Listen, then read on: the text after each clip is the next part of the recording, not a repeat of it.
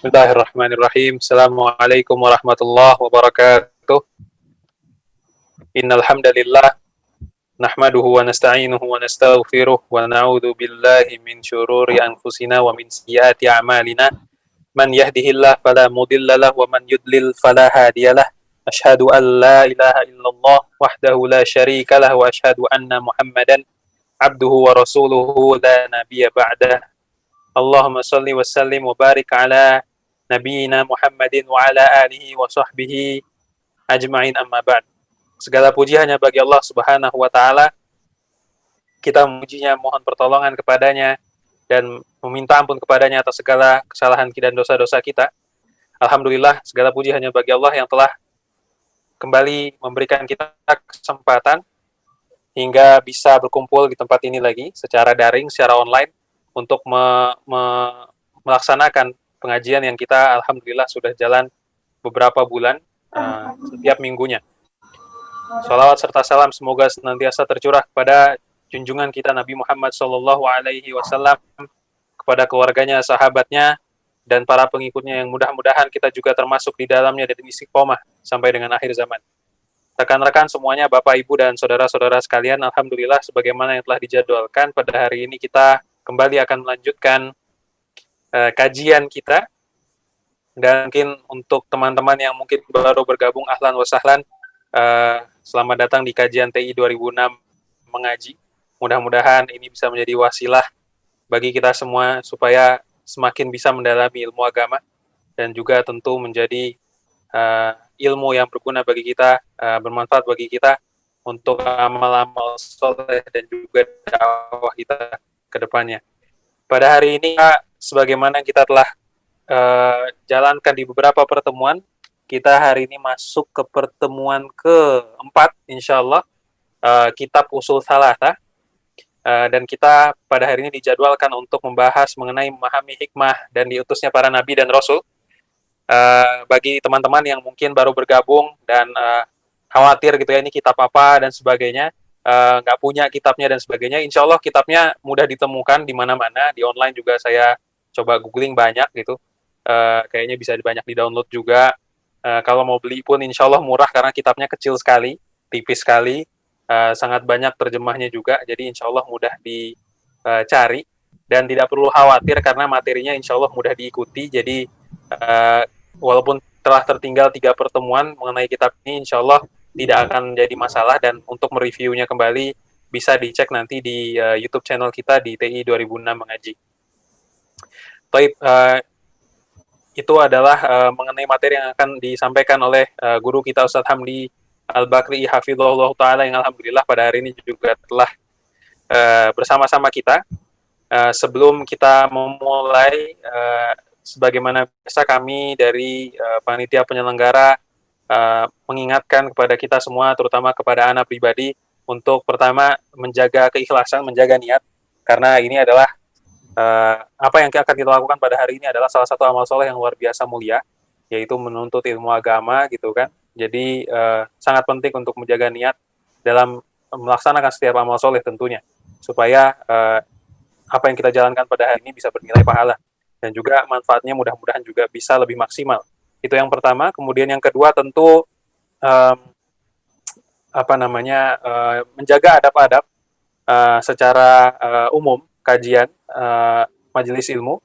Untuk adab-adab yang mungkin kita perlu sedikit ingatkan untuk format online ini adalah yang pertama, mikrofon kepada seluruh jamaah barangkali di-mute saja sampai kemudian nanti sesi tanya jawab dan memang ada yang ingin ditanyakan kepada Ustadz, bisa dibuka mikrofonnya tentunya dengan seizin MC-nya, supaya tertib dan kita bisa fokus pada materi yang disampaikan. Yang kedua adalah video, barangkali bagi ikhwan yang berkenan silahkan untuk bisa membuka kameranya, sehingga mudah-mudahan walaupun kita tidak bertemu langsung gitu ya, dengan wasilah kamera ini kita bisa lebih hangat dan juga nemenin Ustadz Hamdi mengisi kajian. Jadi mudah-mudahan juga jadinya bisa lebih hidup. Kemudian berikutnya barangkali jaga sikapnya juga. Kalau di teman-teman yang sudah ada di rumah barangkali Ana pribadi menyarankan untuk bisa duduk dengan tertib gitu ya, sikapnya juga kalau bisa benar-benar seperti orang yang bersemangat untuk menuntut ilmu agama.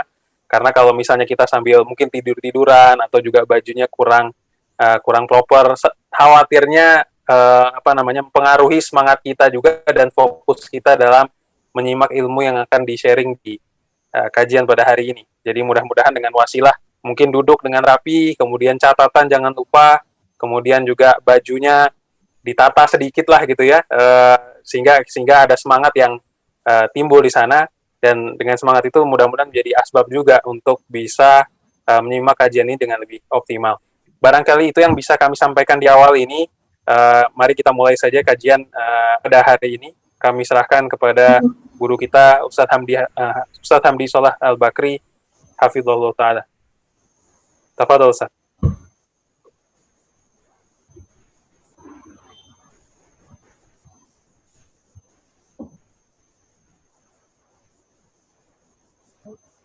Bismillahirrahmanirrahim. Assalamualaikum warahmatullahi wabarakatuh.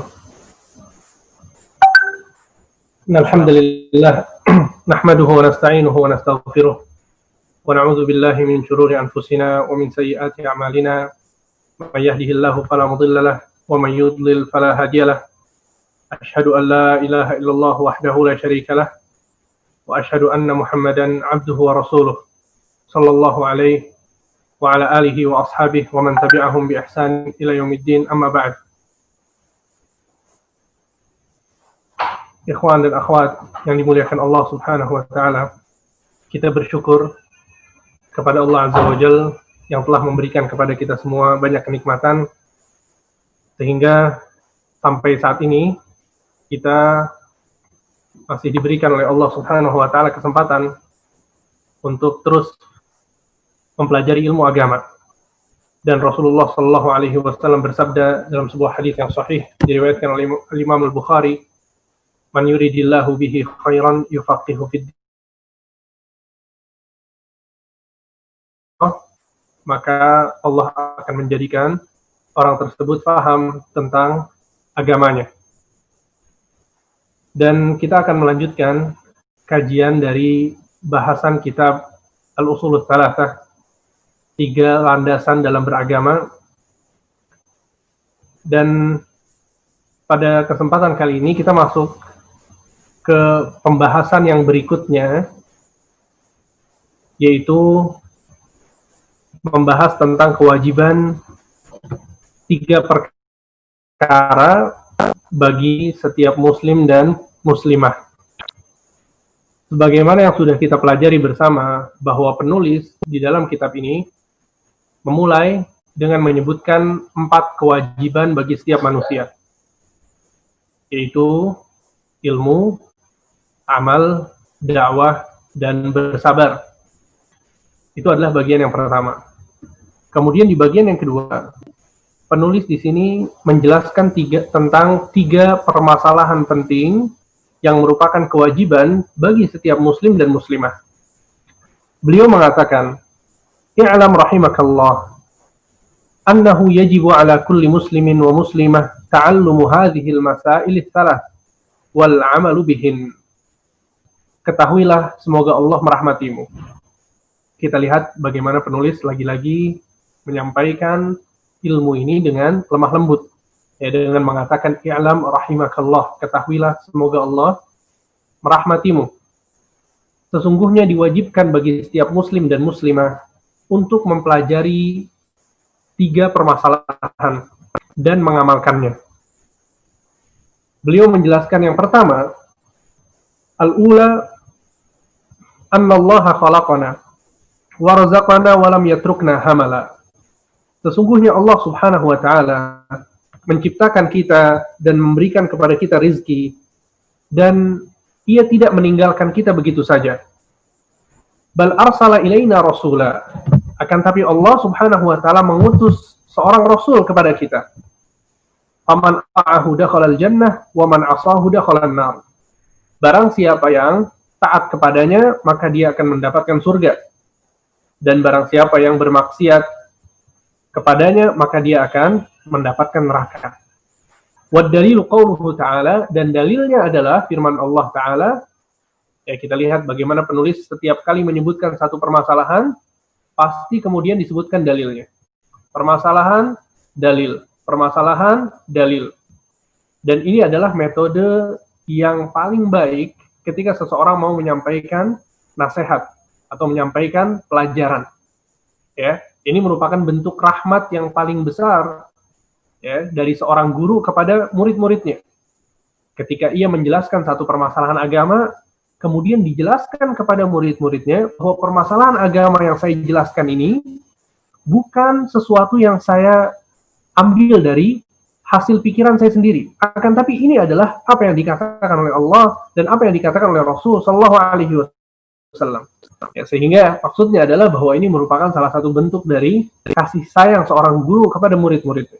Ya, maka Syekh Muhammad bin Abdul Wahhab di sini ketika menjelaskan tentang hal tersebut, ya, bahwa Allah Subhanahu Wa Taala telah mengutus seorang Rasul kepada kita dan kita diwajibkan untuk mengikutinya, dan kita diwajibkan untuk mengikutinya, dan barang siapa yang taat kepadanya dan mengikutinya akan masuk surga, dan barang siapa yang bermaksiat kepadanya akan masuk neraka. Kemudian beliau mengatakan wad dalilu qauluhu ta'ala, dan dalilnya adalah firman Allah Ta'ala, inna arsalna ilaikum rasulan syahidan alaikum kama arsalna ila fir'auna rasula fa'asa fir'aunur rasula fa'akhadnahu akhdaw wabila. Kata Allah Subhanahu Wa Ta'ala, sesungguhnya kami telah mengutus kepada kalian seorang rasul yang menjadi saksi atas kalian, sebagaimana kami mengutus seorang rasul kepada Fir'aun. Fa'asa Fir'aunur rasula fa'akhadnahu akhdaw wabila. Akan tetapi Fir'aun mendurhakai rasul tersebut, maka kami siksa dia dengan siksaan yang berat. Ya. Sehingga ini adalah potongan dari kitab Ushul Tsalatsa yang akan kita pelajari bersama pada kesempatan kali ini.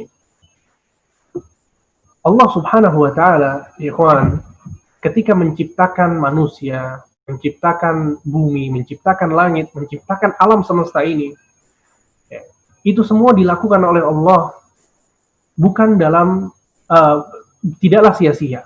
Ya, sehingga Allah Azza wa Jalla di antara nama-namanya adalah Al-Hakim, itu yang maha bijaksana. Kata para ulama di antara makna dari nama Al-Hakim adalah bahwa setiap perbuatan Allah itu pasti mengandung hikmah yang besar.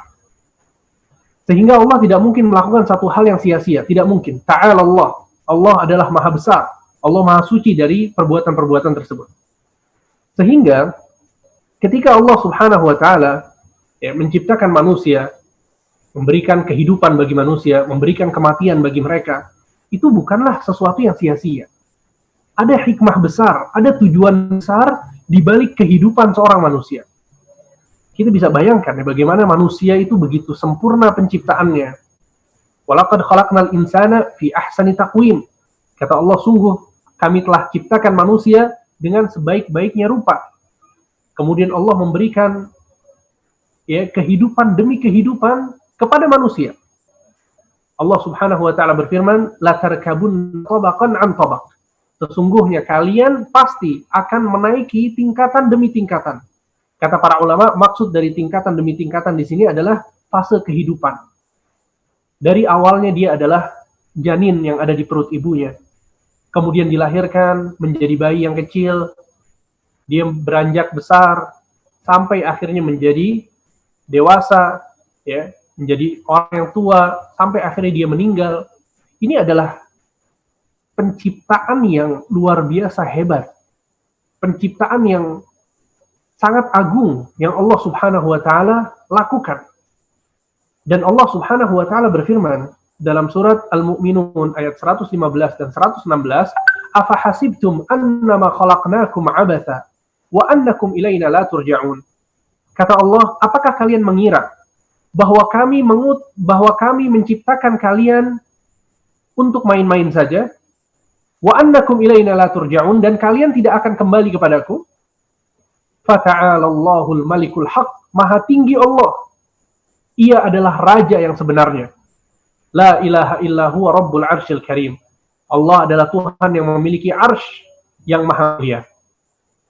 Maksudnya dari dalam ayat ini Allah mengatakan afahasibtum annama khalaqnakum abatha. Apakah kalian menyangka bahwa kami menciptakan kalian dengan sia-sia? Ya. Ini adalah satu pertanyaan yang disebutkan oleh Allah yang maksudnya adalah untuk mengingkari. Ya, untuk mengingkari. Maksudnya adalah tidak mungkin Allah melakukan hal tersebut dengan untuk sia-sia. Sehingga dari awal kisah yang disebutkan oleh Allah Subhanahu wa taala di surat Al-Baqarah, ketika Allah menjelaskan bagaimana Nabi Adam dan Hawa diturunkan ke bumi, Allah Subhanahu wa taala mentakdirkan Adam dan Hawa beserta keturunannya untuk menjadi penduduk bumi. Antum bisa bayangkan betapa itu adalah takdir yang besar. Itu adalah ketentuan yang sangat agung dari Allah Subhanahu wa taala untuk menciptakan makhluk yang bernama manusia, kemudian menjadikan mereka beranak pinak dengan jumlah yang sangat banyak dalam kurun waktu yang sangat panjang, dan Allah menjadikan itu semua kehidupan mereka di planet yang bernama bumi. Diturunkan oleh Allah Adam dan Hawa dengan ketentuannya, dengan takdirnya, dengan hikmah yang sangat baik, yang sangat bijaksana yang Allah Subhanahu wa taala tetapkan. Apa kata Allah Subhanahu wa taala? Qul nahbitu minha jami'an. Ketika Allah mengusir Adam dan Hawa, kemudian menjadikan mereka di bumi, Allah katakan, kami berfirman, turunlah kalian semua dari surga. Fa imma ya'tiyannakum minni huda faman tabi'a hudaya fala khaufun 'alaihim wa lahum yahzanun. Kata Allah Subhanahu wa taala, turunlah kalian dari surga, jika benar-benar datang kepada kalian petunjuk dariku, maka kata Allah, barang siapa yang mengikuti petunjukku, tidak ada rasa takut bagi mereka dan tidak ada rasa sedih. Antum bayangkan ya, kalau misalnya ada seseorang yang mau bersafar, misalnya kita punya anak kita mau bersafar, atau kita punya saudara, punya teman dekat dia mau bersafar, ya, maka kita akan mengucapkan kata-kata yang penting, yang akan bermanfaat bagi orang ini ketika bersafar. Kita akan katakan misalnya nanti di jalan ada ini, ada itu. Ya. Kalau kamu butuh bantuan, ya, telepon ke saya misalnya, atau telepon ke nomor ini, atau dihubungi kepada orang-orang yang bisa membantunya, ya, di tempat di mana itu adalah tujuan dia untuk bersafar. Maksudnya adalah bahwa terkadang kita ketika melepaskan seorang untuk safar, kita kasih dia wejangan, ya, supaya bekal bagi dia ketika dia pergi. Nah, di sini Allah Subhanahu wa taala ketika memerintahkan Adam dan Hawa turun dari atas langit untuk pindah ke bumi, untuk tinggal di bumi, maka pesan Allah adalah, nanti kalau ada petunjuk dariku, maka ambillah petunjuk itu. Ada petunjuk, ambil petunjuk itu. Barang siapa yang mengikuti petunjukku, dia akan bahagia, akan selamat. Akan tapi barang siapa yang meninggalkan petunjuk tersebut, maka dia akan sengsara.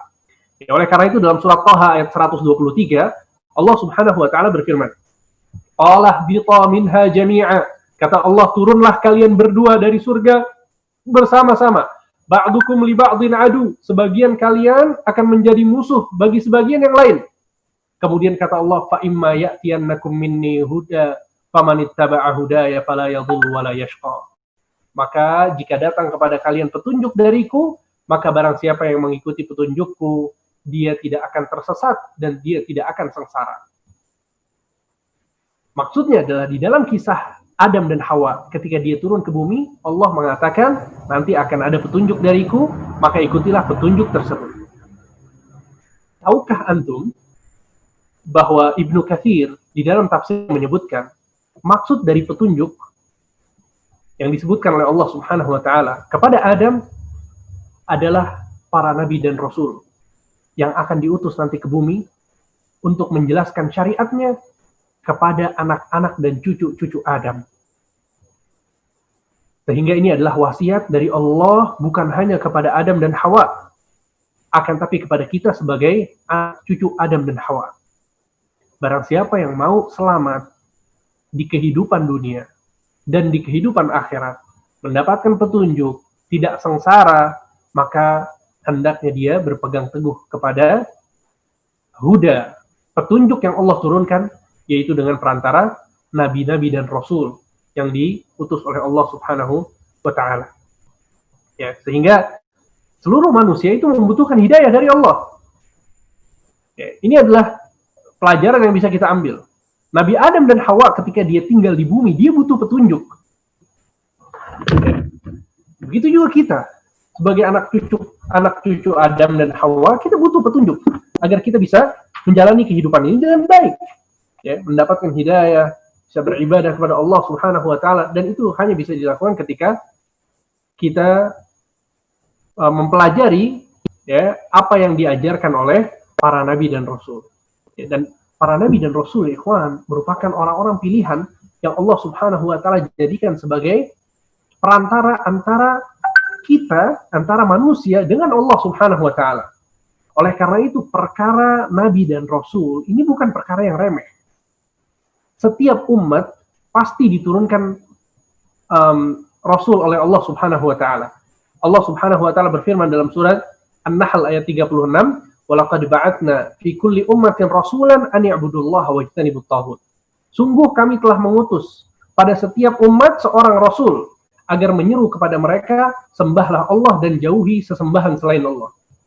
Jadi setiap umat, ya. Oleh karena itu para ulama menyebutkan tidak ada satu umat pun yang tidak pernah dijelaskan tentang agama ini. Ya, oleh karena itu dalam surat Yunus ayat 47 Allah mengatakan walikulli ummatin rasul, dan setiap umat pasti memiliki seorang rasul. Setiap umat pasti memiliki seorang rasul. Kemudian juga dalam surat Fatir ayat 24 Allah Subhanahu wa taala berfirman, "Inna arsalnaka bil haqqi basyiran wa nadhira wa in min ummatin illa khala fiha nadhir."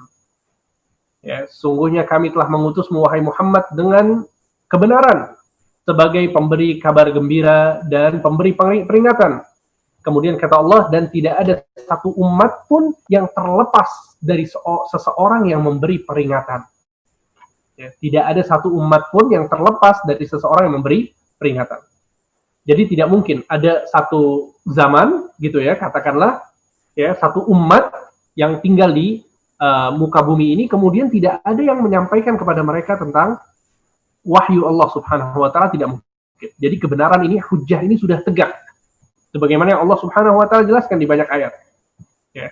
Oleh karena itu, dalam sebuah hadis, ya, hadis ini diperselisihkan oleh para ulama kesahihannya, akan tapi Syekh Albani menyatakan bahwa hadis ini sahih li ghairi. Ya, hadis ini sahih li ghairi.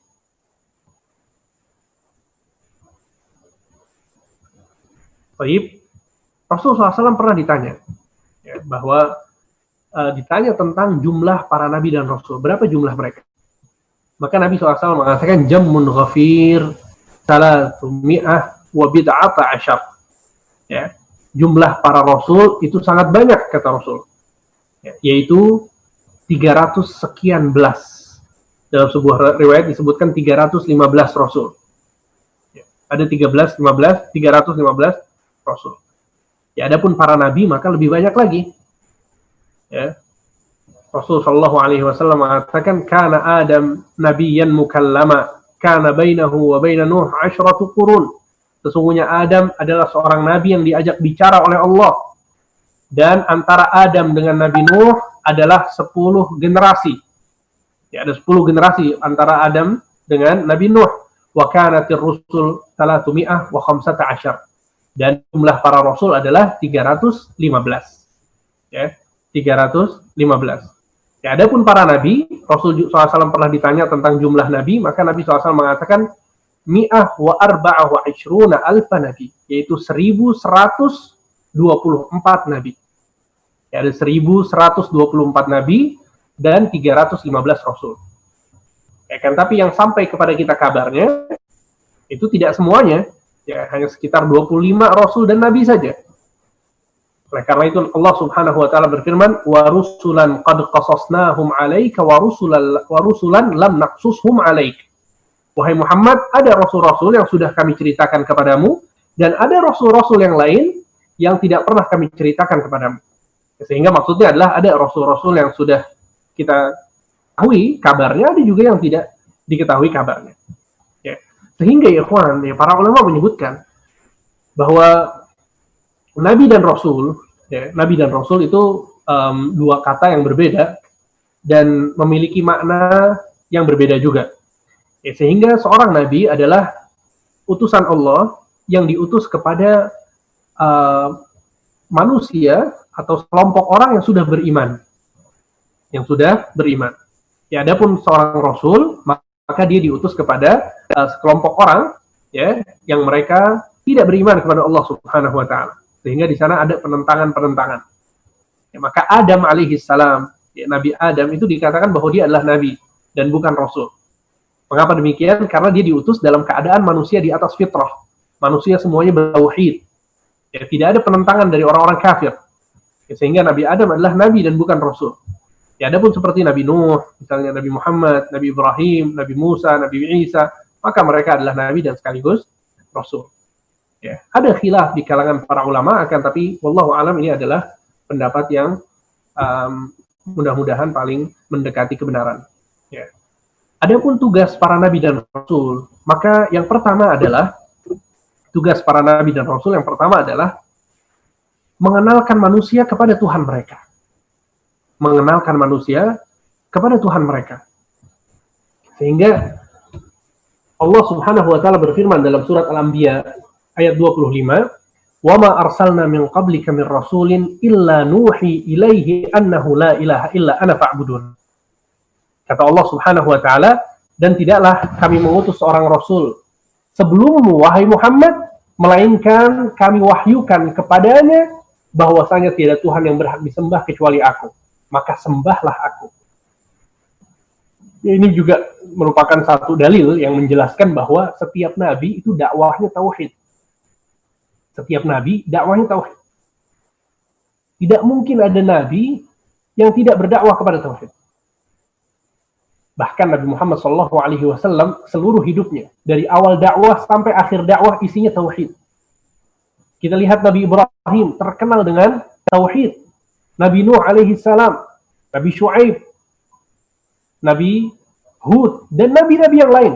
Ketika kita melihat kisah-kisah mereka di dalam Al-Quran, ya, khususnya di surat Al-A'raf, kita akan dapatkan bahwa mereka semuanya mendakwahkan tauhid dan melarang orang-orang untuk terjatuh ke dalam kesyirikan. Ya, sehingga ini merupakan salah satu tanda atau ciri dari kebenarnya sebuah dakwah. Benarnya sebuah dakwah itu bisa ditimbang dari perhatiannya kepada tauhid. Dan itu perhatikan, kalau ada misalnya sebuah dakwah, ya, ada sekelompok orang yang mengusung sebuah dakwah, atau ada seseorang misalnya yang mengusung sebuah dakwah, maka kalau kita mau lihat, ya, apakah dakwahnya ini benar atau tidak, maka kita lihat perhatiannya kepada tauhid. Kalau dia punya perhatian yang baik terhadap tauhid, ya, dengan pemahaman tauhid yang benar tentunya, maka semoga itu adalah tanda bahwa dia di atas kebenaran. Ya, dengan memperhatikan kriteria dakwah yang kita bahas pada pertemuan yang lalu, ya, ada beberapa kriteria dakwah yang benar yang sudah kita bahas bersama.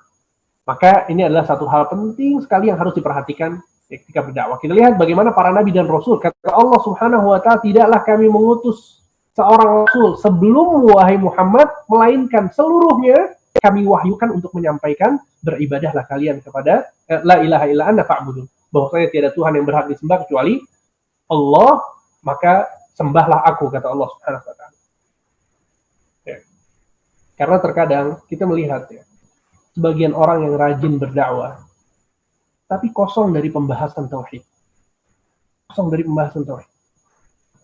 Bahkan sebagian dari mereka cenderung tersinggung kalau dibahas tentang tauhid.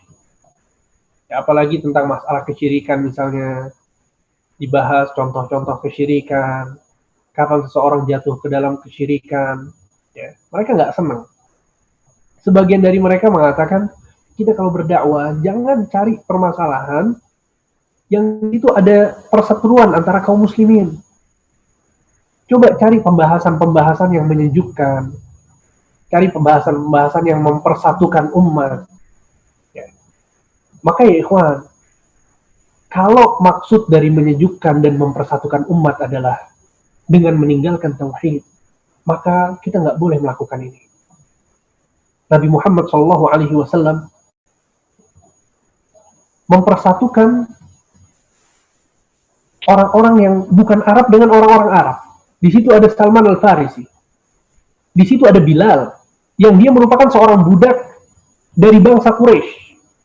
Antum bisa bayangkan, bangsa Quraisy, suatu bangsa yang sangat tersohor, mereka punya budak, kemudian budak ini malah duduk bersama orang-orang Quraisy.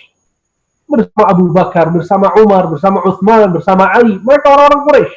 Tapi di situ ada Bilal, ada Suhaib Ar-Rumi, orang Rum, orang Romawi. Islam mempersatukan, tauhid itu mempersatukan. Dan di satu waktu, Islam dan tauhid membelah dan memecah antara yang baik dan buruk. Karena yang baik dan buruk nggak bisa bersatu. Tauhid dengan kesyirikan nggak bisa bersatu. Sunnah dengan bid'ah nggak bisa bersatu. Oleh karena itu Al-Quran dinamakan dengan Al-Furqan, pembeda. Apa maksudnya pembeda? Artinya membedakan antara yang hak dengan yang batil. Sehingga maksudnya adalah tugas para nabi dan rasul yang pertama adalah mengenalkan manusia kepada Tuhan mereka. Jadi dijelaskan bahwa Allah Subhanahu wa Ta'ala adalah Tuhan kita. Seperti apa sifat-sifatnya, seperti apa ciri-cirinya, dijelaskan kepada umat. Ini yang pertama.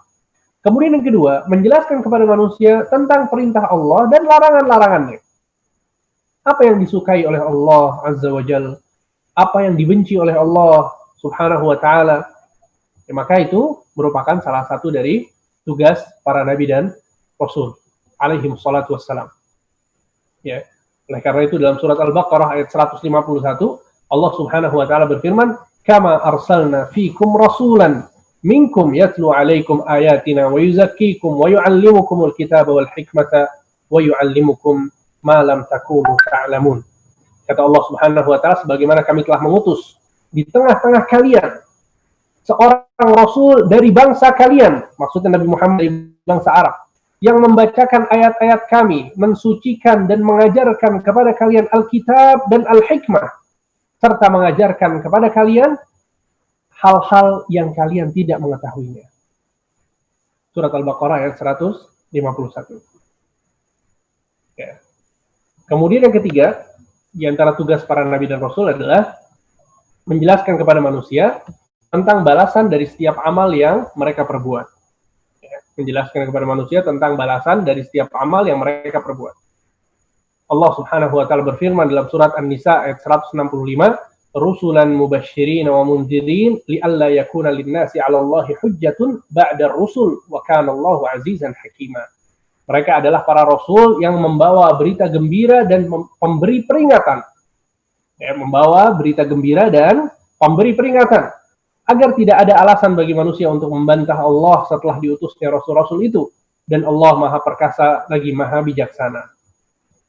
Ya, sehingga itu adalah beberapa tugas yang disebutkan oleh para ulama. Ya, kan tapi ini adalah inti dari tugasnya para nabi dan rasul. Ya. Yang pertama tadi apa? Mengenalkan manusia kepada Tuhan mereka.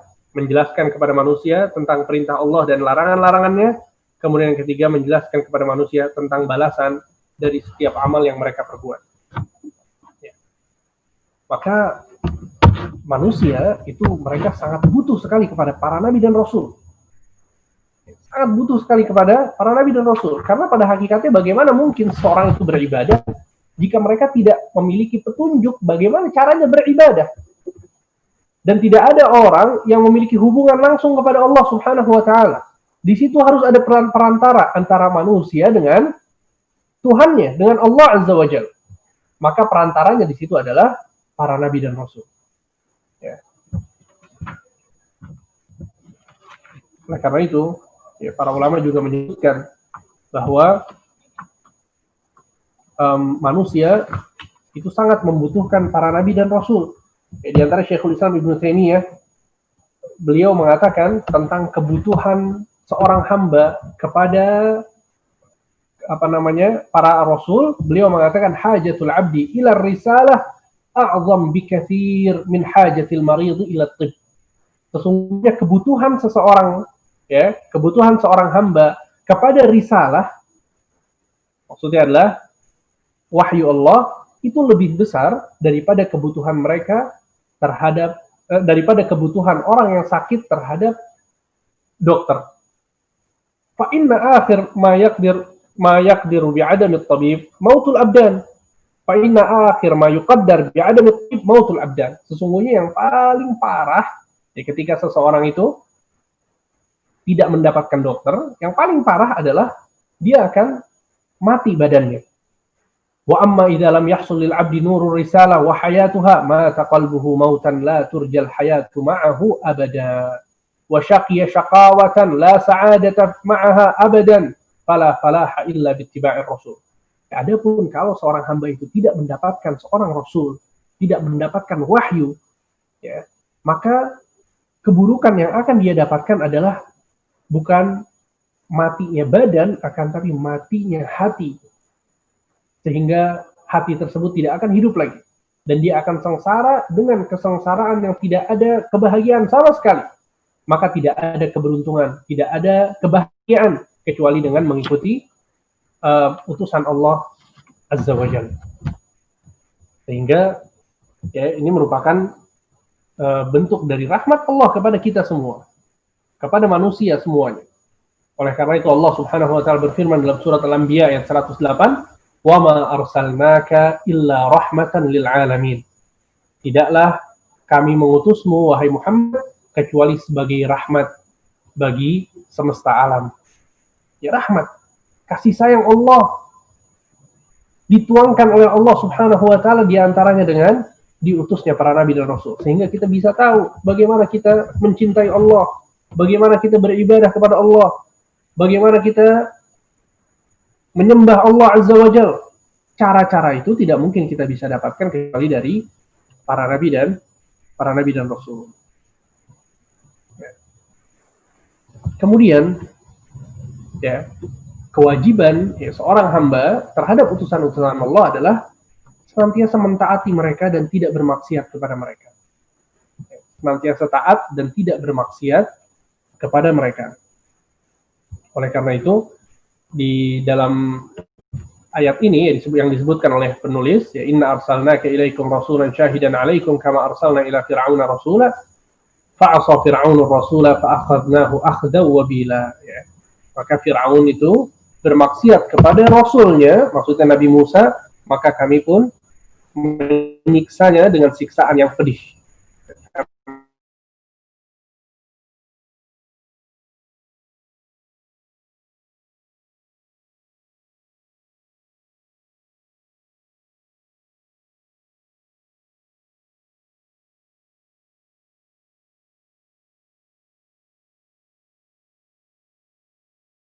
Maka para sahabat pun bertanya, "Waman ya'ba ya Rasulullah?" Wahai Rasulullah, siapa yang enggan untuk masuk surga? Semua orang pasti mau masuk surga. Maka kata Rasulullah SAW, "Man ata'ani dakhalal jannah, wa man 'asani faqad aba." Barang siapa yang taat kepadaku, laksanakan perintah-perintahnya, menjauhi larangan-larangannya, maka dia pasti masuk surga.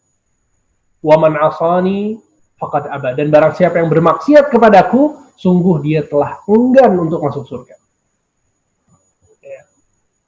Sehingga ketaatan kita kepada Rasulullah SAW itu merupakan kunci agar seseorang itu bisa bahagia di dunia dan di akhirat. Ya. Dan itu merupakan tanda bahwa kita mencintai Allah Subhanahu wa taala. Allah Subhanahu wa taala berfirman, "Qul in kuntum tuhibbunallaha fattabi'uni yuhibbukumullah wa yaghfir lakum dzunubakum." Katakanlah wahai Muhammad kepada mereka, jika kalian mencintai Allah, fattabi'uni, maka ikutilah aku. Maka Allah akan mencintai kalian dan mengampuni dosa-dosa kalian. Ya, sehingga di sini Allah Subhanahu wa taala menjadikan ya, syarat untuk mendapatkan kecintaan dari Allah dan pengampunan dosa dari Allah dengan apa? Dengan mengikuti Rasulullah Shallallahu alaihi wasallam. Dan kita lihat para sahabat radhiyallahu taala anhum wa ardhahum, ya, betapa mereka adalah orang-orang yang paling semangat untuk mengikuti Rasulullah. Apapun perintahnya dikerjakan, apapun larangannya ditinggalkan. Sehingga para sahabat radhiyallahu anhum wa ardhahum adalah orang-orang yang paling semangat untuk mengikuti kebenaran. Karena dalam surat Al-Imran ayat 133 Allah Subhanahu wa taala berfirman, "Wasari'u ila maghfiratin min rabbikum." Bersegeralah kalian untuk melakukan amalan-amalan yang bisa mengampuni dosa-dosa kalian dari Tuhan kalian. Bersegeralah kalian untuk melakukan amalan-amalan untuk mendapatkan ampunan dari Tuhan kalian. Sehingga para sahabat radhiyallahu anhum wa ardhahum, slogan mereka adalah sami'na wa ata'na. Slogan mereka adalah sami'na wa ata'na. Kami mendengar dan kami taat. Itu slogannya para sahabat. Dan mereka orang yang paling hebat untuk melakukan hal ini.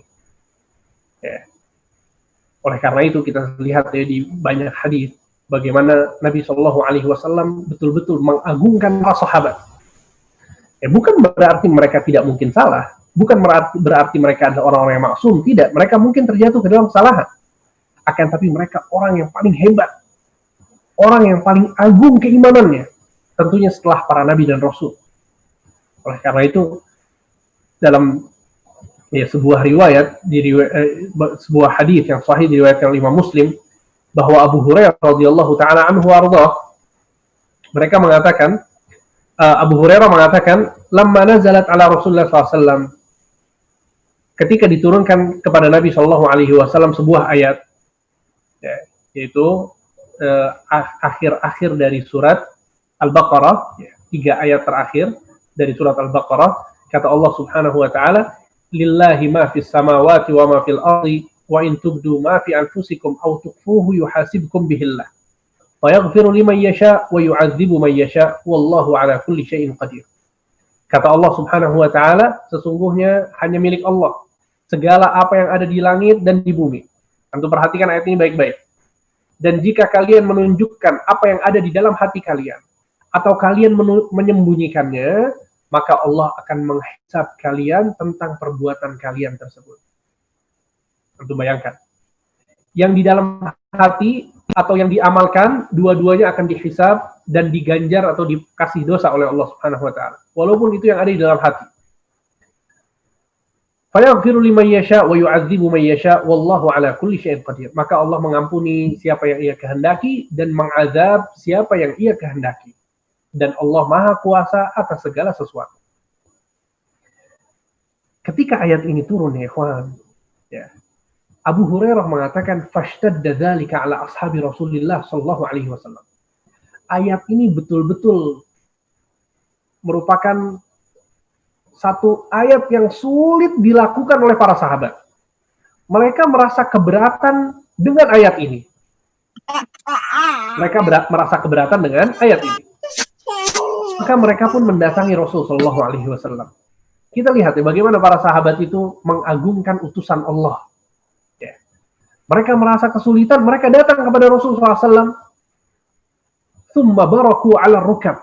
Kemudian mereka pun bersimpuh di hadapan Nabi SAW. Duduk bersimpuh di hadapan Nabi SAW. Mereka pun mengatakan, "Ai Rasulullah, wahai Rasulullah, kullifna minal a'mali ma la nutiq." Kullifna minal a'mali ma nutiq. Sesungguhnya Allah Subhanahu wa taala melalui perantara Rasulullah telah memberikan kepada kami amalan-amalan yang bisa kita lakukan. Mereka mengatakan seperti sholat, puasa, jihad, sedekah. Itu semua bisa kita lakukan. Wa qad unzilat 'alaika hadhil ayah wa la nutiquha. Sesungguhnya ayat ini diturunkan kepadamu dan kami tidak sanggup untuk melakukannya. Apa maksud ayat ini? Maksudnya adalah potongan yang tadi saya sebutkan, wa in tubdu ma fi anfusikum aw tukhfuhu yuhasibukum bihillah. Yang ada di hati kalian ataupun yang kalian lakukan, itu semua akan dihisab oleh Allah Subhanahu wa taala. Jadi kalau ada seseorang yang berpikir buruk atau berniat buruk, masih di dalam hati sudah dicatat dosa dan akan diancam dengan azab jika dia tidak melakukannya, walaupun tidak melakukan, walaupun itu masih ada di dalam hati. Tentu bisa bayangkan betapa sulitnya itu. Seorang berpikir buruk kemudian dicatat dosa. Dia berniat buruk, dicatat dosa, padahal belum melakukan apa-apa. Maka sahabat mengatakan, bahwa ini adalah perintah yang kita tidak bisa untuk melakukan. Apa kata Rasulullah SAW kepada mereka? Kata Rasulullah SAW, "Aturiduna an taqulu kama qala ahlul kitabaini min qablikum sami'na wa 'asaina?" Apakah kalian mau mengucapkan sebagaimana orang-orang dari kalangan Yahudi dan Nasrani mengucapkan sami'na wa 'asaina? Jadi orang-orang Yahudi itu kalau datang turun perintah dari Allah, mereka mengatakan apa? Sami'na wa 'asaina. Kami mendengar dan kami bermaksiat. Ya, kurang ajar mereka ya. Kata Rasul, bal qulu sami'na wa ata'na, ghufranaka rabbana wa ilaikal masir. Akan tapi katakanlah, sami'na, kami mendengar, wa ata'na, dan kami taat. Ghufranaka rabbana wa ilaikal masir. Ya Allah, ampuni dosa-dosa kami, sesungguhnya kepadamulah tempat kembali. Nabi mengatakan kepada para sahabat, jangan kalian katakan sami'na wa asaina, akan tapi katakanlah sami'na wa ata'na, ghufranaka rabbana wa ilaikal masir. Maka para sahabat pun mereka mengatakan sami'na wa ata'na, ghufranaka rabbana wa ilaikal masir. Untuk melihat bagaimana para sahabat betul-betul taat kepada utusan Allah. Ketika mereka sulit untuk melakukan satu perkara, mereka datang ke Rasul ngaku, wahai Rasulullah, ini sulit, kita nggak bisa melakukannya. Apa kata Nabi? Nggak boleh mengatakan itu. Katakanlah sami'na wa ata'na ghufranaka rabbana wa ilaikal masir. Mereka semuanya mengatakan sami'na wa ata'na ghufranaka rabbana wa ilaikal masir. Ya, keimanan yang betul-betul terdapat pada puncaknya. Para sahabat luar biasa gimana mereka.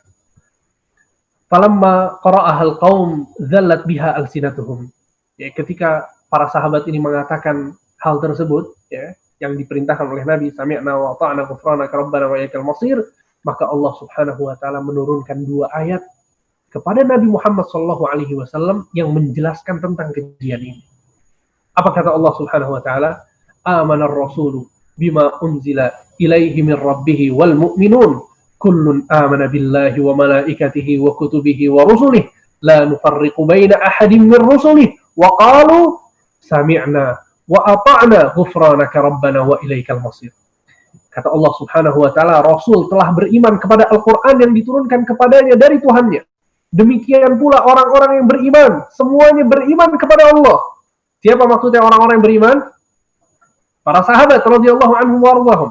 Semuanya beriman kepada Allah, malaikat-malaikatnya, kitab-kitabnya, rasul-rasulnya. Mereka mengatakan, siapa maksudnya mereka di sini? Orang-orang yang beriman. Siapa orang yang beriman? Para sahabat radhiyallahu anhum warḍahum. Kata Allah, mereka mengatakan sami'na wa ata'na ghufranaka rabbana wa ilaikal masir. Ya akhi, luar biasa. Ya, bagaimana suatu kejadian kemudian Allah Subhanahu wa taala menanggapi kejadian ini dengan menurunkan ayat yang sangat agung, yaitu 2 ayat terakhir dalam surat Al-Baqarah. Kemudian Allah pun menjelaskan tentang kejadian ini. Kata Allah, la yukallifullahu nafsan illa wus'aha, laha ma kasabat wa 'alaiha ma iktasabat. Sesungguhnya Allah tidak memikulkan sesuatu di atas kemampuan seseorang. Nggak mungkin Allah memberikan satu perintah kemudian mewajibkannya padahal orang ini nggak bisa melakukannya. Laha ma kasabat wa 'alaiha ma iktasabat. Ia akan mendapatkan pahala dari kebaikan yang ia lakukan, dan ia akan mendapatkan siksa dan dosa dari dosa yang dia kerjakan. Lihat, jadi ayat yang pertama tadi dihapus oleh Allah. Yang tadinya baru dalam hati saja, itu ditulis, akan tapi Allah menurunkan ayat yang berikutnya yang memudahkan kaum muslimin. Kemudian, kata Allah Subhanahu wa ta'ala, Rabbana la tu'akhidna in nasina wa akhtana, Rabbana wa la tahmil alaina isran kama hamaltahu ala alladhina min qablina, Rabbana wa la tuhammilna ma la taqata lana bih, wa'fu 'anna waghfir lana warhamna anta maulana fansurna 'alal qaumil kafirin. Ya, mereka berdoa, kata Allah, ya Tuhan kami, jangan Engkau hukum kami jika kami lupa atau merasa salah atau melakukan salah. Ya Tuhan kami, jangan Engkau bebankan kepada kami beban yang berat sebagaimana Engkau bebankan kepada orang-orang sebelum kami. Wahai Tuhan kami, janganlah Engkau pikulkan kepada kami apa yang kami tidak sanggup untuk memikulnya. wa'fu anna, berikanlah maaf kepada kami, waghfir lana, berikanlah ampunan untuk kami, warhamna, dan berikanlah rahmatmu kepada kami, anta maulana fansurna al qaumil kafir, engkau adalah penolong bagi kami, maka tolonglah kami terhadap orang-orang yang kafir.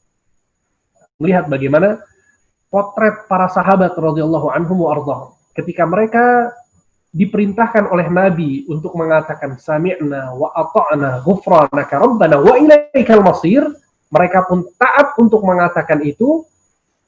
Sikap mereka ini diabadikan oleh Allah Subhanahu wa taala di dalam Al-Qur'an. Bukan cuma di dalam Al-Qur'an, tapi di dalam surat yang agung, surat Al-Baqarah. Bukan cuma di dalam surat Al-Baqarah, akan tapi di 2 ayat terakhir di surat Al-Baqarah yang memiliki keutamaan yang sangat besar.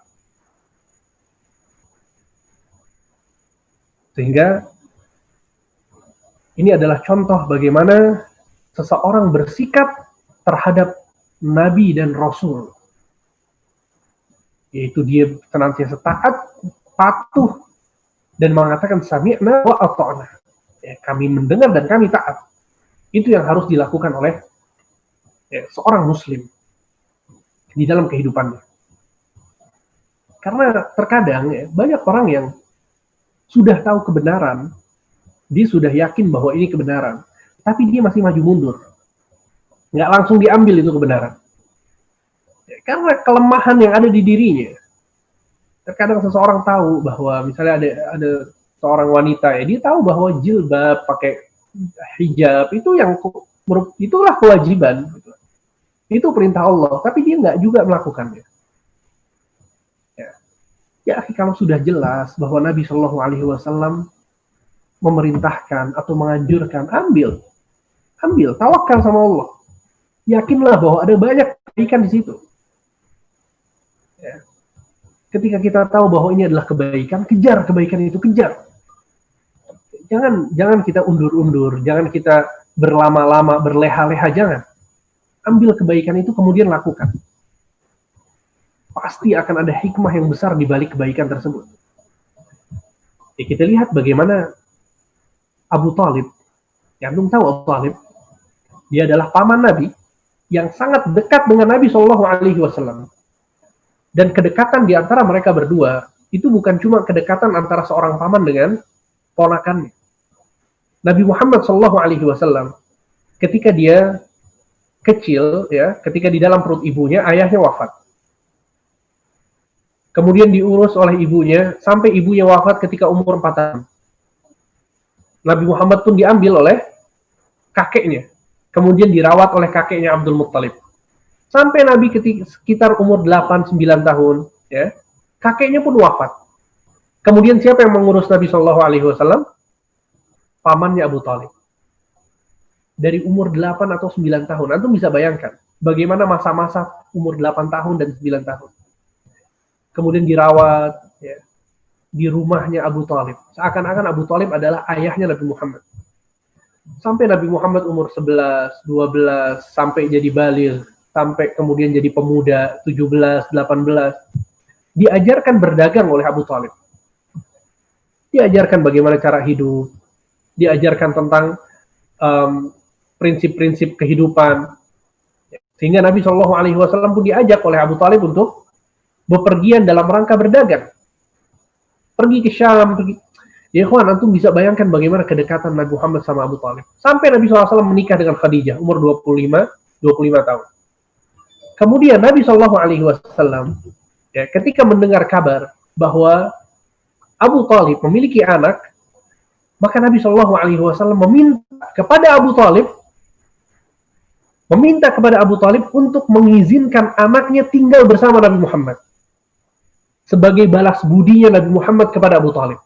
Nabi Muhammad ketika kecil diurus sama Abu Thalib, maka Nabi Muhammad ingin mengurus anaknya Abu Thalib. Maka diuruslah Ali bin Abi Thalib. Ali bin Abi Thalib, anaknya Abu Thalib, diurus oleh Nabi SAW di rumah Nabi. Sebagai untuk balas budi Nabi kepada Abu Thalib. Antum bisa bayangkan ya, bagaimana kedekatan antara Nabi dengan sosok Abu Thalib. Nabi SAW berdakwah, diturunkan wahyu, dijadikan Nabi dan Rasul oleh Allah Subhanahu wa Ta'ala, berdakwah, keluarganya diajak, manusia semuanya diajak untuk mengikuti dakwah beliau. Abu Thalib membela Nabi Muhammad Akan tapi sampai sekarang belum juga ikut beriman. Sampai sekarang belum juga mengucapkan la ilaha illallah. Padahal dia adalah orang yang sangat dekat dengan Nabi SAW. Sampai ya akhi, Nabi Abu Talib pernah dia mengatakan, ya, atau kemudian sampai akhirnya Abu Talib dia di usia senja, dia pun akhirnya ya, Allah Subhanahu wa taala mentakdirkan untuk dicabut nyawanya. Maka dalam keadaan sekarat, Nabi SAW datang kepada Abu Talib. Dan kisah ini disebutkan oleh Al-Musayyib, ayahnya Sa'id bin Musayyib. Dia mengatakan, "Lamma hadarat Abu Talib bin al-wafah, ja'ahu Rasul sallallahu alaihi wasallam." Ya, ketika Abu Talib dalam keadaan sekarat, sebentar lagi mau dicabut nyawanya oleh Allah Subhanahu wa taala, Nabi sallallahu alaihi wasallam bergegas untuk datang kepada Abu Talib. Ketika Nabi sallallahu alaihi wasallam datang kepada Abu Talib, tiba-tiba di situ ada siapa? Ada Abu Jahal dan Abdullah ibnu Abi Umayyah. Antum bayangkan. Wallahi ikhwan, terkadang ahlul batil itu lebih rajin daripada kita. Terkadang orang-orang bergelut dalam dunia maksiat itu lebih rajin, lebih profesional daripada kita. Terkadang seperti itu. Lihat Nabi Shallallahu Alaihi Wasallam datang, di situ sudah ada siapa? Abu Jahal dan Abdullah bin Abi Umayyah. Abu Jahal dan Abdullah bin Abi Umayyah adalah dai yang mengajak orang-orang kepada neraka jahanam. Akan tapi lihat bagaimana semangat dia. Ya, dia berdua mendatangi Abu Talib sebelum Nabi SAW datang. Maka ya ikhwan, jangan sampai kita kalah sama ahlul batil. Jangan sampai kita kalah sama orang-orang yang suka bermaksiat. Ya. Masya Allah, orang-orang untuk menghadiri ya majlis-majlis maksiat, ya, untuk nongkrong, ngobrol-ngobrol, bahkan na'udzubillah min dzalik, di antara mereka ada yang minum minuman keras. Yang mereka bisa melakukannya setiap hari. Tapi kita untuk kajian, kita lakukan berapa kali seminggu? Cuma sekali. Ya, sehingga maksudnya adalah kita harus semangat juga. Ya, kalau ahlul dunia, mereka semangat di dunia mereka, ahlul batil, mereka semangat dalam kebatilan mereka, maka kita kalau di atas kebenaran, kita yakin kita di atas kebenaran, ya, kita harus berjuang untuk itu. Kita harus lebih semangat daripada mereka. Baik. Maka ketika Nabi SAW datang, Nabi SAW langsung mengatakan kepada pamannya, "Ya am, qul la ilaha illallah, kalimatan uhajulaka biha indallah." Wahai pamanku, katakanlah la ilaha illallah. Kata-kata ini akan aku jadikan sebagai hujjah nanti di hadapan Allah bahwa dia telah masuk Islam. Maka Abu Jahal dan Abdullah bin Umayyah mengatakan, "Ya Abu Talib, wahai Abu Talib, atarghabu an millati Abdul Muttalib? Apakah engkau benci terhadap agamanya Abdul Muttalib?" Abdul Muttalib ini ayahnya Abu Talib. Dan Abdul Muttalib orang yang sangat karismatik. Dia dicintai oleh bangsa Quraisy, oleh penduduk Makkah seluruhnya. Bagaimana dengan anaknya? Maka Abu Talib yang tadinya seakan mau mengucapkan la ilaha illallah, menengok ke Abu Jahal, nggak jadi. Nabi SAW diulang lagi kata-katanya. "Ya am, qul la ilaha illallah, kalimatan uhajju laka biha indallah." Wahai pamanku, katakan la ilaha illallah, itu adalah kalimat yang aku akan perjuangkan engkau dengan kalimat tersebut di hadapan Allah. Kemudian Abu Jahal lagi-lagi mengatakan hal yang sama. "Atarghabu an millati Abdul Muttalib?" Apakah engkau benci terhadap agama Abdul Muttalib? Akhirnya nggak jadi mengatakan la ilaha illallah. Dan terakhir, sebelum dia menghembuskan nafas terakhirnya, apa kata Abu Talib? Dia mengatakan, "Ana ala millati Abdul Muttalib." Aku di atas agamanya Abdul Muttalib. Kemudian dia pun wafat. Antum bisa bayangkan bagaimana perasaan Nabi Shallallahu Alaihi Wasallam. Siang malam, bertahun-tahun berdakwah. Semua orang didakwahkan. Ternyata orang yang paling dekat dengannya, bahkan yang membantu beliau dalam berdakwah, mati dalam keadaan apa? Mengatakan, aku di atas agamanya Abdul Muttalib. Antum bisa bayangkan. Ya, tali kasih antara beliau Shallallahu Alaihi Wasallam dengan Abu Talib bertahun-tahun lamanya, dari kecil dirawat, ternyata nggak ikut dakwah Nabi. Ada Bilal bin Rabah yang nggak dikenal, seorang budak dari Habasyah masuk Islam. Ada Suhaib ar-Rumi, orang Romawi masuk Islam. Ini keluarganya sendiri nggak masuk Islam. Antum bisa bayangkan betapa sedihnya Nabi Shallallahu Alaihi Wasallam. Oleh karena itu, Nabi Shallallahu Alaihi Wasallam langsung mengatakan, ya, la astaghfirannallahu lak, wahai pamanku, aku akan beristighfar kepada Allah untukmu supaya diampuni dosa-dosanya. Maka Allah Subhanahu Wa Taala menurunkan surat Allah Subhanahu Wa Taala menurunkan sebuah ayat yang bunyinya adalah maka nalin nabi walladzina amanu an yastaghfiru lil musyrikin walau kanu uli qurba min ba'di ma tabayyana lahum annahum ashabul jahim. Kata Allah Subhanahu wa taala, tidak boleh bagi seorang nabi atau seorang yang beriman beristighfar kepada orang-orang yang musyrikin walaupun mereka adalah keluarga mereka, setelah jelas baginya bahwa mereka adalah termasuk dari penghuni neraka jahim. Sehingga ayat ini adalah dalil yang menjelaskan bahwa seseorang itu nggak boleh beristighfar untuk orang kafir yang sudah meninggal. Nggak boleh beristighfar. Ya, atau memintakan rahmat kepada Allah supaya dimasukkan ke dalam surga, itu nggak boleh. Ya, dalilnya adalah ini. Nabi SAW sedih ya, kok sedih. Itulah mengapa kemudian Nabi mau beristighfar kepada pamannya. Ya. Dan Allah Subhanahu wa taala juga berfirman, innaka la tahdi man ahbabta walakinnallaha yahdi man yasha. Sesungguhnya engkau wahai Muhammad tidak bisa memberikan hidayah kepada orang yang engkau cintai. Nabi sangat mencintai Abu Thalib, tapi Allah mengatakan engkau tidak bisa memberikan hidayah kepada orang yang engkau cintai. Walakinnallaha yahdi man yasha. Akan tapi Allah yang memberikan hidayah kepada orang-orang yang Ia kehendaki. Sehingga ya kawan, kalau ada hidayah lewat di hadapan kita, diambil, kemudian dijalankan. Jangan diundur, jangan bermalas-malasan, diambil. Ya, kalau kita tahu bahwa suatu hukum ini haram, tinggalkan langsung. Kalau kita tahu bahwa ini kebaikan, lakukan langsung. Apapun kebaikan itu. Antum lihat hadis yang menjelaskan tentang keutamaan puasa Senin Kamis, puasa Senin Kamis. Antum lihat hadis yang menjelaskan tentang keutamaan suatu amalan, lakukan amalan tersebut. Antum lihat hadis yang menjelaskan tentang haramnya suatu perbuatan yang antum masih lakukan, tinggalkan perbuatan tersebut. Minta kepada Allah Subhanahu wa taala supaya dikokohkan kaki ini di atas kebenaran. Dan kita lihat ya bagaimana Abu Thalib, ikhwan, ada sebuah perkataan yang dikatakan oleh Abu Thalib ya, tentang hal ini. Beliau mengatakan, walaqad alimtu bi anna dina Muhammadin min khairi adyanil bariyat dina. Beliau mengatakan tentang sebab kenapa dia tidak masuk Islam. Ini sebelum dia meninggal pastinya ya. Dia mengatakan, sungguh aku mengetahui bahwa agamanya Muhammad adalah agama terbaik yang dianut oleh manusia. Laulal malamatu au hadari masabbatin lawajadtani samhan bidzaka mubina. Jika bukan karena celaan dan menghindari celaan, pasti engkau akan melihatku memeluk agama tersebut. Kalau bukan karena celaan manusia kepadaku, dan kalau bukan karena aku mau menghindari celaan mereka, pasti aku sudah masuk Islam. Dan ini betapa banyaknya orang yang nggak mau istiqomah, yang nggak mau mengambil kebenaran karena takut dicela sama orang lain.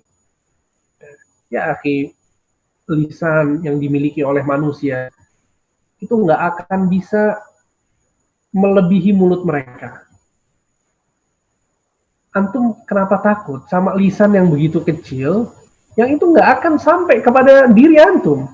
Lisan itu sepanjang-panjangnya nggak akan keluar dari mulut mereka. Sehingga itu seharusnya seorang tidak takut dari cercaan manusia. Seseorang tidak takut dari celaan manusia. Yang dia takut adalah celaan dan cercaan dari Allah Subhanahu wa taala dan Rasulnya. Sehingga maksudnya adalah bahwa kewajiban seseorang, seorang muslim, orang manusia secara umum adalah mengikuti seluruh yang diajarkan oleh Rasul Shallallahu Alaihi Wasallam, taat kepadanya dan tidak bermaksiat kepadanya. Mungkin hanya ini yang bisa disampaikan. Semoga apa yang disampaikan bermanfaat. Wassallallahu ala Nabi Muhammad wa ala alihi wa sahbihi ajma'in. Baik, jazakallahu khairan Ustaz atas sharingnya. Sharing ilmunya, alhamdulillah. Mudah-mudahan kita semua bisa memahami dan dimudahkan oleh Allah Subhanahu wa taala untuk bisa mengamalkannya dan kemudian mendakwakannya tentunya. Kita akan masuk ke sesi tanya jawab, tapi sebelum masuk ada beberapa pengumuman yang ingin kami sampaikan. Yang pertama adalah ada beberapa poin-poin yang sudah kami sampaikan di kolom chat. Silahkan di sana disimak. Di sana juga ada salah satunya adalah form untuk bisa mendata data dari teman-teman, terutama yang baru, supaya memudahkan panitia untuk bisa memberikan pengumuman-pengumuman terkait dengan kegiatan kajian kita ini. Kemudian yang kedua, kita ingin menyampaikan sedikit mengenai catatan infak TI 2006 mengaji. Jadi alhamdulillah, selain untuk menjalankan operasional dari pengajian kita mingguan ini, sebagaimana maksud dari kami membuka rekening adalah juga untuk membantu operasional dakwah Islam secara umum. Jadi di saat kita lihat budgetnya alhamdulillah melebihi, kita sisihkan juga untuk channel-channel dakwah yang lain untuk memudahkan operasional dakwahnya, sehingga dana-dana infak dari teman-teman juga keinginan kami untuk segera bisa disalurkan daripada mengendap terlalu lama. Jadi kami ingin menyampaikan beberapa channel atau saluran dari infak dakwah yang sudah kami keluarkan selain untuk operasional pengajian ini. Yang pertama adalah Yayasan Kunci Kebaikan, pembangunan pesantren Darul Quran Oku Timur. Ini adalah pesantren yang dibina oleh Ustadz Said Yai, Hafizahullah Ta'ala, yang terletak di Oku Timur, itu di Sumatera Selatan, agak lebih jauh dari Palembang, jadi benar-benar di pedalaman. Di sana kita sudah menginfakkan 2 kali. Yang pertama dari tanggal 24 Juli 2020 sebesar 1,59 juta rupiah, dan kemudian yang kedua adalah di tanggal 30 Juli sebesar 2,3 juta rupiah. Kemudian yang berikutnya adalah ke pembangunan pesantren Cahaya Islam Papua, ini di bawah binaan Ustadz Firanda Andirja Hafizahullah Ta'ala, sebesar 780.000 rupiah pada tanggal 6 Agustus 2020. Kemudian kami juga menginfakkan ke HSI Abdullah Roy. Ini adalah pembinaan dari Ustadz Abdullah Roy, Hafizahullah Ta'ala. Kita juga menyalurkan 2 kali, yaitu di tanggal 14 Agustus sebesar 250.000 rupiah dan tanggal 28 Agustus sebesar 505.000 rupiah. Dan kemudian yang terbaru adalah di Yayasan Ustadz yang dibina oleh Ustadz Hamdi Al-Bakri Hafizahullah Ta'ala sendiri, yaitu Yayasan Sabilul Huda Nambo. Ini juga untuk pembangunan pondok pesantren Imam Muzani yang dibina oleh Ustadz Hamdi secara langsung sebesar 541.500 rupiah pada tanggal 17 September 2020. Jazakallahu khairan atas infak-infak yang sudah rekan-rekan berikan dan percayakan kepada kami. Kita buka sesi tanya jawab, silahkan untuk penanya langsung terlebih dahulu seperti biasa, 3 penanya langsung, kemudian nanti kita akan masuk ke kolom chat. Silahkan rekan-rekan. Ada yang mau bertanya?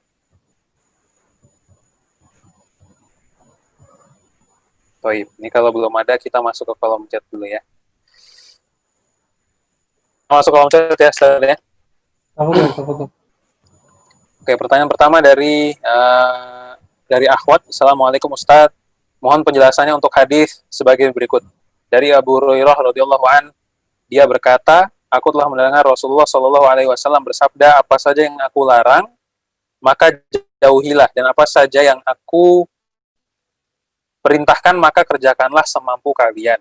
Sesungguhnya yang telah membinasakan orang-orang sebelum kalian adalah banyak bertanya dan menyelisihi perintah nabi-nabi mereka. Mungkin menurut saya saat ini yang ditekankan mungkin yang bagian terakhirnya terutama Ustaz ya. Jadi orang-orang yang banyak bertanya ini mungkin batasnya seperti apa dan sebagainya. Kapan bertanya itu dibolehkan bahkan dianjurkan, kapan itu berlebihan gitu sehingga masuk ke dalam golongan apa yang disebut di hadis ini. Baik. Ya, pertanyaan yang bagus ya. Waalaikumsalam warahmatullahi wabarakatuh. Ya, hadis ini berisi tentang penjelasan akan kewajiban bagi setiap muslim terhadap perintah dan larangan Rasul Shallallahu Alaihi Wasallam. Nabi mengatakan, ya, seluruh larangan itu wajib untuk dijauhi tanpa syarat. Adapun perintah, maka wajib untuk dilakukan dengan syarat kemampuan. Ya, di sini para ulama menyebutkan bahwa meninggalkan larangan, ya, itu tidak ada alasan untuk tidak meninggalkannya. Karena pada hakikatnya meninggalkan sesuatu itu justru itu lebih mudah seharusnya. Karena seseorang tidak perlu melakukan, paham ya? Karena meninggalkan itu maksudnya tidak perlu melakukan. Ketika seorang nggak boleh minum khamr, maka nggak ada alasan dia mengatakan saya tidak bisa tidak minum khamr. Ya, justru seseorang itu nggak bisa selalu minum khamr. Ya, kalau dia nggak boleh minum khamr, dilarang, seharusnya dia bisa melakukannya karena itu larangan. Ya. Maka kecuali perintah, kalau perintah di situ ada perbuatan-perbuatan yang harus dilakukan. Ada sholat, terkadang orang nggak bisa sholat. Ya. Ada puasa misalnya, terkadang seorang nggak bisa puasa. Maka itu semua dilakukan dengan syarat kemampuan. Kemudian kata Nabi SAW, fa innama ahlaka man kana qablakum kathratu masailihim wa ikhtilafuhum ala anbiya'ihim. Sesungguhnya yang membinasakan orang-orang sebelum kalian adalah banyak bertanya dan menyelisihi nabi-nabi mereka.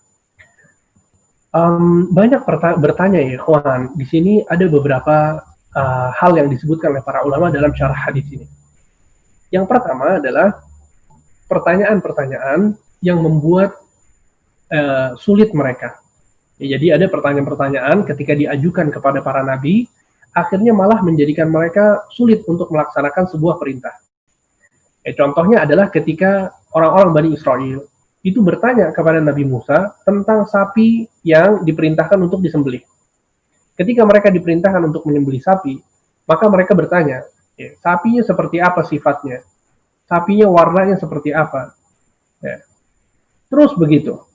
Sampai akhirnya Nabi Musa pun bertanya kepada Allah tentang pertanyaannya orang-orang Bani Israel ini, sehingga Allah Subhanahu wa Ta'ala menjawab setiap pertanyaan mereka. Akhirnya sifat-sifat untuk sapi yang wajib untuk disembelih itu menjadi lebih sulit lagi. Yang tadinya sapi yang biasa saja yang diperintahkan oleh Allah, mereka bertanya warnanya apa? Akhirnya kata Allah warnanya kuning. Sehingga di sini makin sulit lagi mereka untuk melakukannya.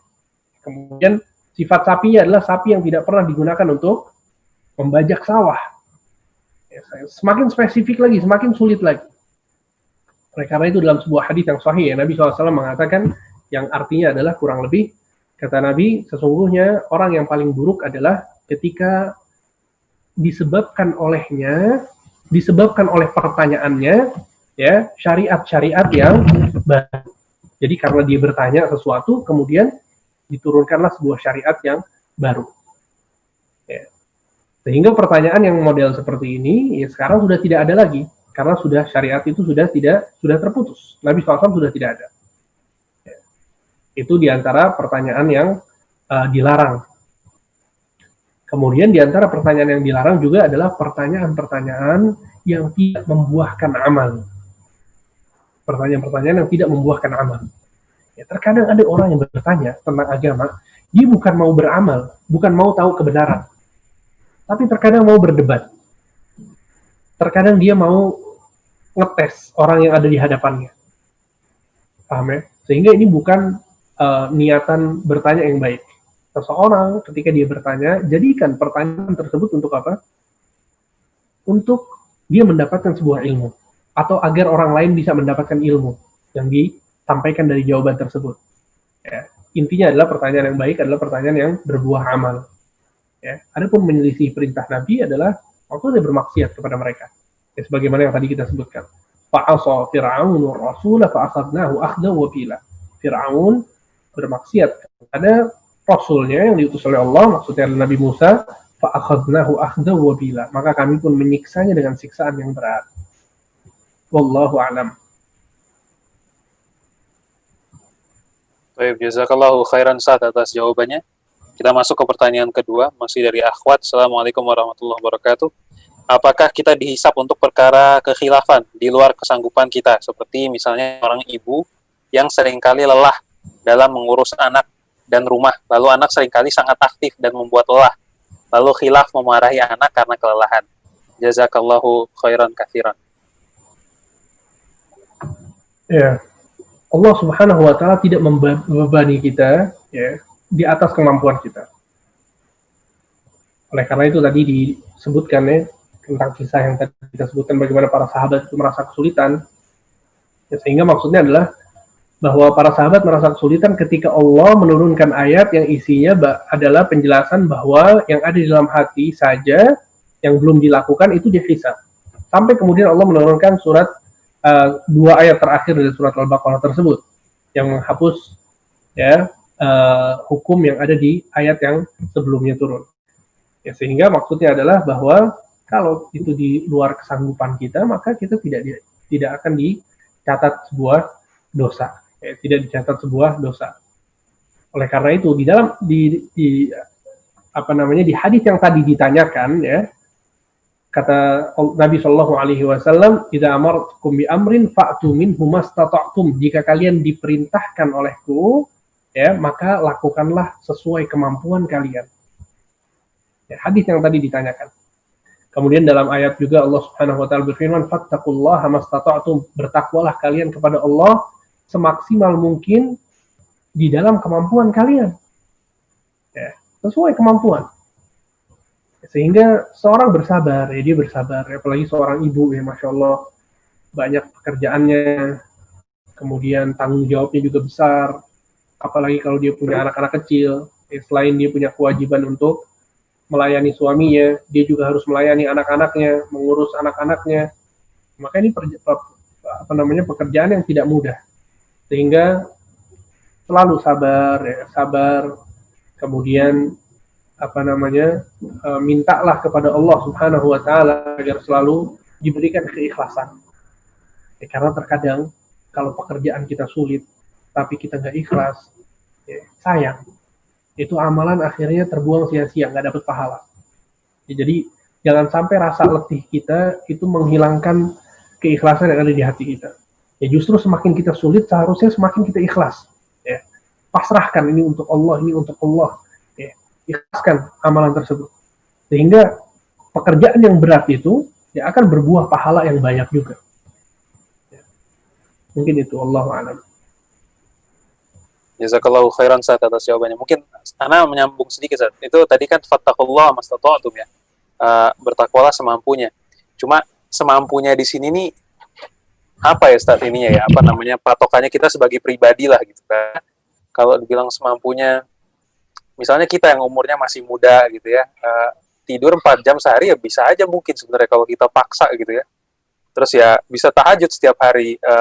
Puasa Daud misalnya 2 hari sekali, ya untuk yang masih umur muda, insya Allah bisa sebenarnya gitu kan. Tapi ya pasti ada futurnya, ada godaannya, dan kemudian mungkin kesibukan. Nah ini kan mampu bisa aja mungkin saat kalau kita paksa gitu ya, dan nggak akan mati juga dalam menjalankannya gitu.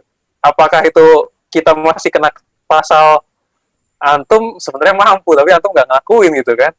Gimana tuh?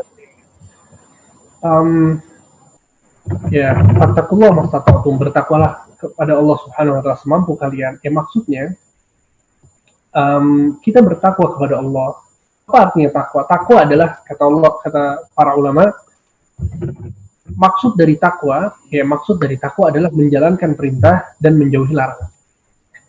Kemudian di dalam perintah-perintah itu, ada perintah-perintah yang diwajibkan, ada perintah-perintah yang hukumnya tidak wajib. Sehingga yang diwajibkan di dalam sebuah ketakwaan adalah kewajiban-kewajiban ya, yang Allah Subhanahu wa taala wajibkan dan Rasulullah SAW wajibkan kepada kita, yang tidak bisa ditinggalkan. Seperti sholat 5 waktu. Ya. Seorang suami misalnya mencari nafkah, kemudian dia berbuat baik kepada kedua orang tuanya, mengurus anak misalnya, ya, untuk wanita taat kepada suaminya, melayani suaminya. Thayyib, itu juga dengan larangan-larangan, ya, tidak. Alhamdulillah. Kemudian dia misalnya lisannya dijaga, tidak melakukan riba, tidak melakukan namimah. Sehingga maksud dari ketakwaan di situ kemudian ada turunannya, ada yang wajib, ada yang sunnah. Kalau yang sunnah, ya, seseorang tidak dituntut untuk melakukannya. Tidak dituntut untuk melakukannya. Sama dengan larangan pun demikian. Ada larangan yang sifatnya adalah makruh misalnya. Ya. Kemudian ada larangan yang sifatnya adalah haram. Ya, sehingga maksudnya adalah bahwa tidak semua perintah itu harus kita lakukan. Tapi juga jangan sampai difahami bahwa fattakullah mastata'tum itu artinya semampu kita, kemudian kita malas-malasan. Tidak juga. Ya, sebagian ulama mengatakan maksudnya fattakullah mastata'tum adalah semaksimal mungkin. Itu maksud. Kalau kemudian ada yang nggak bisa, maka itu terampuni. Ya, seseorang itu diwajibkan ketika sholat dia berdiri. Tapi ketika kakinya sakit, dia nggak bisa berdiri. Nggak bisa. Apa yang harus dilakukan? Dibolehkan dia untuk duduk. Dalilnya apa? Kata para ulama fikih dalam masalah ini, dalilnya adalah fattaqullah mastata'tum. Ya. Sehingga kalau kita tidak bisa melakukan sesuatu, maka kita dibolehkan untuk meninggalkannya. Ini adalah salah satu bentuk dari kemudahan Islam. Ini salah satu bentuk dari kemudahan Islam. Dan juga Nabi SAW mengatakan dalam sebuah hadis, ya, lakukanlah dari amalan-amalan yang kalian mampu untuk melakukannya. Kita susah ya, kawan. Kita susah untuk mencapai puncak. Ya. Untuk mencapai puncak itu sulit. Kita mau melakukan seluruh sunnah. Bahkan Syekhul Islam Ibnu Taimiyah mengatakan bahwa seseorang itu tidak ada yang bisa melakukan seluruh sunnah Nabi. Nggak ada yang bisa melakukan seluruh sunnah Nabi, nggak ada. Untuk bisa bayangkan. Puasa aja sekarang ada berapa macam puasa. Sholat ada berapa macam sholat. Ya. Banyak sekali sunnah-sunnah yang di sekitar kita. Gitu. Oleh karena itu juga ya, tambahan bahwa faedah bahwa seseorang seharusnya dia tidak melakukan bid'ah. Karena yang sunnah itu, kata Syekhul Islam, nggak mungkin bisa dilakukan semuanya. Kalau sunnah aja nggak bisa dilakukan, ya ngapain pakai bid'ah segala, gitu kan. Tapi intinya adalah bahwa, dan Nabi SAW dalam sebuah hadis mengatakan, saddidu wa qaribu. Ya. Saddidu itu artinya, lakukanlah dengan tepat sasaran, ya, seperti seseorang memanah, kemudian tepat sasaran, itu artinya saddidu wa qaribu. Kalau nggak bisa, maka mendekatlah. Jadi, jangan juga kita terlalu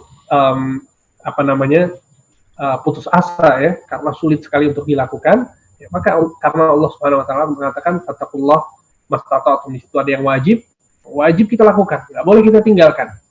Ya, sedikit pun nggak boleh ditinggalkan. Katakan tapi ada perkara-perkara yang sunnah. Kalau kita sedang semangat, lakukanlah. Ya, dan semakin kita banyak melakukan sunnah, maka semakin banyak pahala yang bisa kita raih. Semoga mencerahkan ya. Baik, jazakallahu khairan atas jawabannya. Kita Assalamualaikum. Mau nanya langsung bisa? Oh, boleh. Akhirnya, silakan. Ya, Assalamualaikum Ustadz Amdi, jazakallahu khairan atas materinya buat hari ini. Mau nanya Ustadz tentang hukum khataman Al-Quran online. Itu hukumnya tuh kayak gimana Ustadz? Karena kan juga makin marak kan dengan pandemi ini dilakukan. Karena ada beberapa itu yang saya tahu pahamnya itu kok ada beberapa orang yang merasa bahwa kalau khataman Al-Quran online misalkan sehari saya membaca 1 juz, kan biasa dijatain 1 juz sehari, dilakukan 30 orang, maka itu artinya saya sudah mendapatkan pahala khatamannya. Padahal saya hanya membaca 1 juz, tapi karena dibaca bareng-bareng 30 orang, jadinya terus dianggapnya sudah khatam. Padahal kan nggak tahu, kalau saya jujur belum pernah menemukan dalilnya atau tuntunan dari Nabi Muhammad yang melakukan hal seperti itu sebetulnya, khataman bareng-bareng maupun online ataupun bareng-bareng misalkan dalam satu tempat kalau dulu, tapi satu orang hanya baca 1 juz, apakah itu dapat jadi dihitung pahala sebagai khataman? Supaya lebih clear aja. Makasih Ustadz, jazakallahu khairan. Baik. Iya. Ini tergantung apa maksud dari dia membaca Al-Quran bareng-bareng itu. Kalau misalnya maksudnya adalah supaya ketika kita membaca, kemudian yang lain mendengarkan dalam rangka belajar, ya maksudnya dia belum bisa baca atau bacanya belum bagus, sehingga dia baca kemudian dikoreksi sama yang lain misalnya, ya atau lain sebagainya, maka ini insya Allah nggak masalah, ya dalam rangka belajar bacanya, ya karena ini dilakukan oleh dan ini sangat satu metode yang terkenal sekali untuk mengajarkan ngaji anak-anak. Ya, terkadang kita bareng-bareng ngajinya dengan satu suara dalam rangka mengajarkan mereka. Terkadang gantian misalnya metodenya, ya, supaya kalau ada yang salah kemudian bisa dibenarkan oleh yang lain. Akan tetapi catatannya adalah kalau ini dalam rangka membaca Al-Quran, kita mau membaca Al-Quran sekarang bareng-bareng.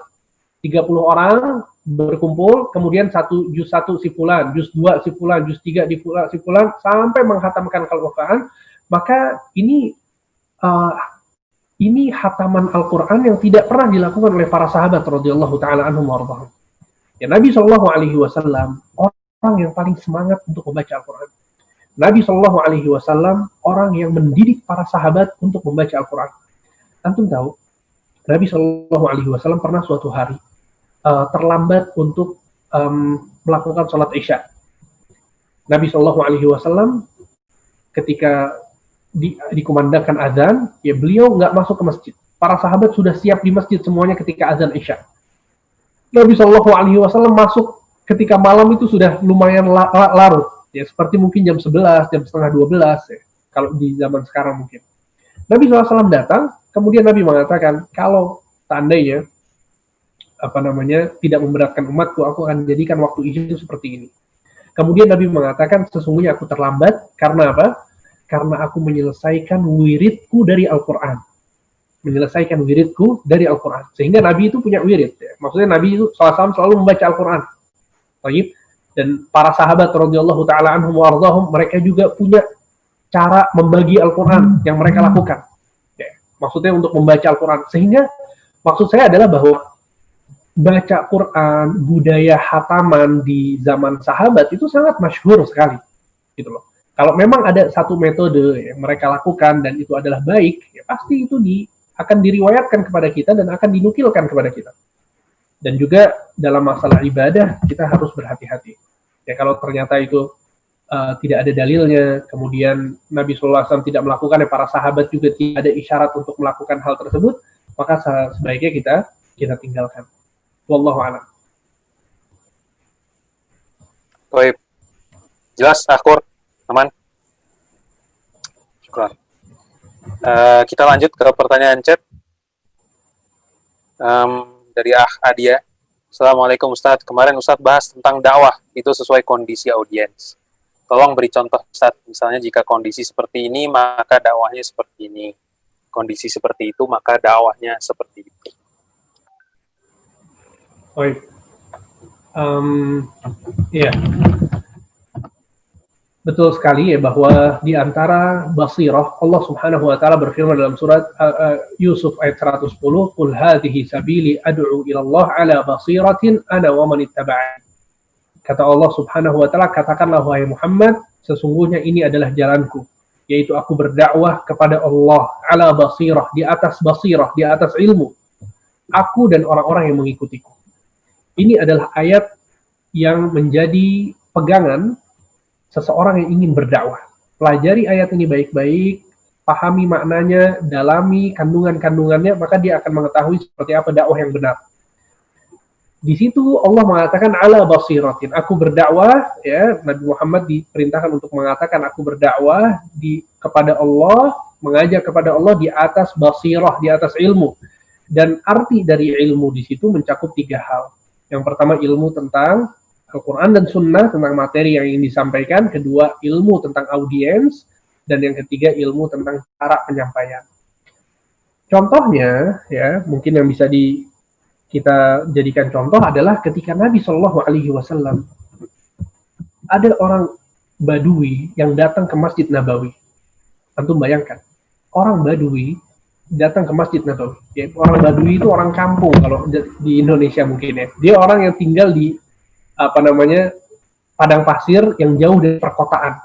Sehingga etikanya itu tidak seperti orang yang suka bergaul dengan orang yang berpendidikan, gitu ya. Sehingga orang Badui ini datang ke Masjid Nabawi, masuk, tiba-tiba dia di pinggiran masjid itu dia buang air kecil, kencing di sana.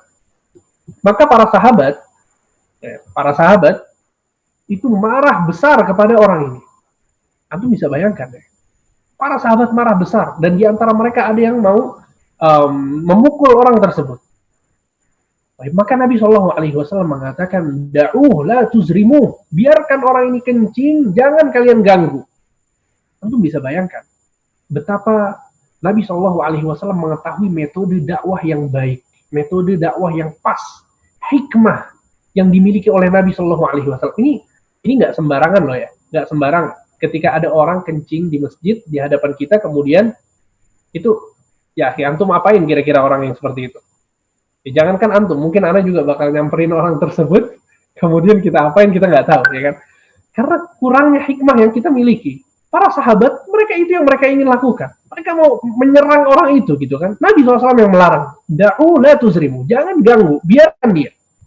Sampai orang ini selesai hajatnya, ya, kemudian Nabi SAW mengatakan, sesungguhnya ini adalah masjid yang suci, tidak baik untuk kotoran dan najis. Ya, maka Nabi SAW memerintahkan para sahabatnya untuk menyiramkan air, ya, menyiramkan air ke tempat yang ada najis di situ. Baik, maka orang Badui ini mengatakan, Allahumma irhamni wa Muhammada wa la tarham ma'ana ahada. Ya Allah, berilah rahmat kepadaku dan kepada Muhammad, dan jangan engkau berikan rahmat kecuali kepada kita berdua. Ya, karena dia marah sama orang-orang yang lain, ya. Yang baik cuma Nabi ternyata sama dia, ya kan? Di sini, ikhwan, kalau antum melihat hadis ini, kemudian antum pindah ke hadis lain, ternyata Nabi SAW pernah dilaporkan oleh sebagian sahabat tentang Mu'adz bin Jabal. Mu'adz bin Jabal itu jadi imam di satu kampung di Madinah. Dia jadi imam, kemudian dia kelamaan bacanya. Akhirnya ada satu orang yang di belakang, dia mundur, sholat sendiri, menyelesaikan sholat, kemudian laporan kepada Nabi Muhammad SAW. Wahai Rasulullah, sungguhnya Mu'adz bin Jabal sholatnya kelamaan. Aku akhirnya keluar, sholat sendiri, kemudian aku pergi. Lapor kepada Nabi SAW. Antum tahu, Mu'adz dipanggil sama Nabi, apa kata Nabi kepada Mu'adz?